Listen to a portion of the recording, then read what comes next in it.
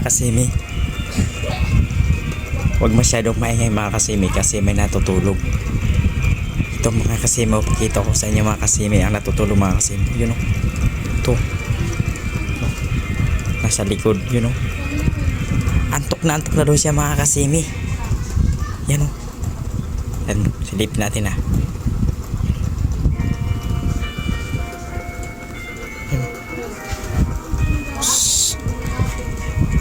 Magagalit to mga kasimi kapag nagising. Antok na antok siya mga kasimi. Temo.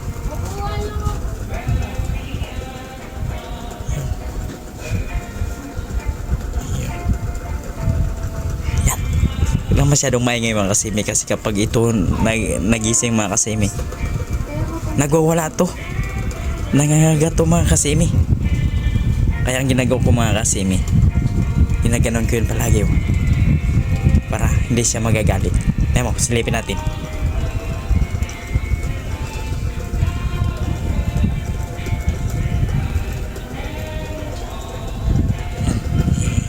Yan. Siya na Marie. Nagising mga kasimi. Nagising na galit. Yan no. Yan mga kasimi. Yung guard na ibon. Hindi rin natutulog. Yan mga kasimi. Habang gising ako, gising dito mga kasimi. Hindi rin siya matulog daw. Yan o. Siya na Marie. Hindi ka pa matulog siya na Marie. Gabi na eh. Baka bukas puyat ka. Ha? Patay mo matulog. Hindi ka pa inantok? Tulad sa amo mo? Tinatulog na nga kita eh. Ayaw mo pang matulog. Gusto pang makipaglaro. Siya na Marie talaga. Oo. Tulog ka na siya na Marie kasi bukas biyahe pa tayo bukas. Mamotor ka pa naman.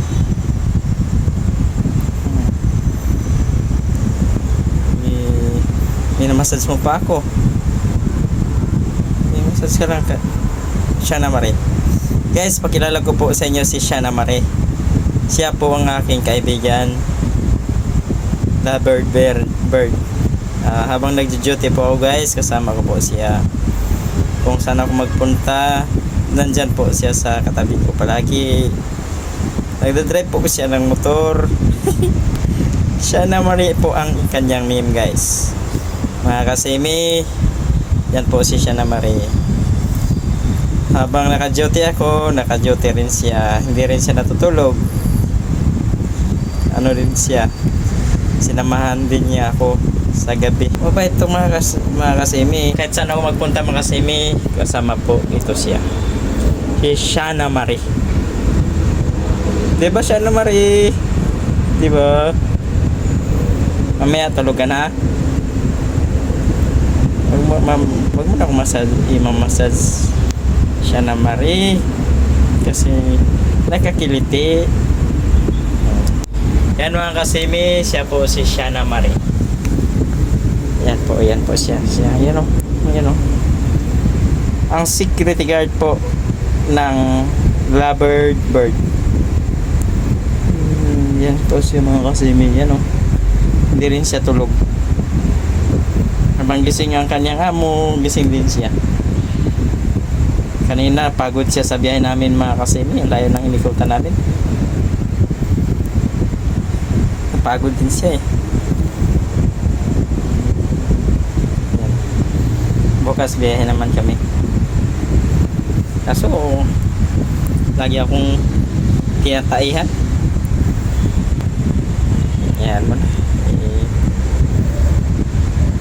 Mga kasimi. Ang bait nito mga kasimi. Dito lang talaga to siya sa tabi ko.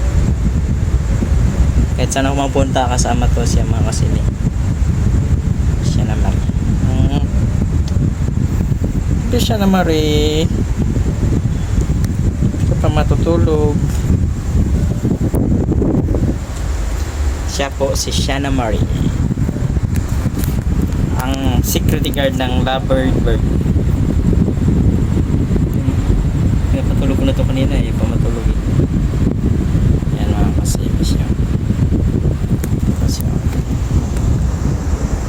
Siya na Marie. Siya na Marie, hindi ka pinantok siya na Marie. Gising din siya.